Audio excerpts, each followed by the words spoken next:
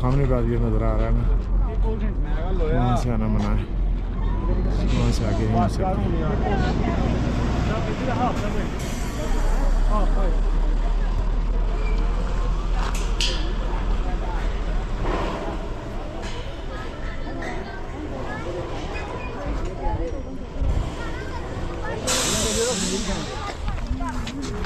बदल मेरी ना संग क्या जना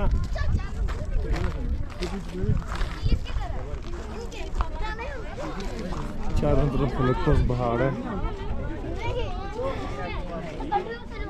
ये हमारी तरफ के आर्मी वाले हैं और सामने आपको चाइना वाले नज़र आ रहे हैं। ये दुरमान का एरिया है ना, यहाँ पे चीन और पाकिस्तान के आर्मी वाले दोनों घूमते हैं।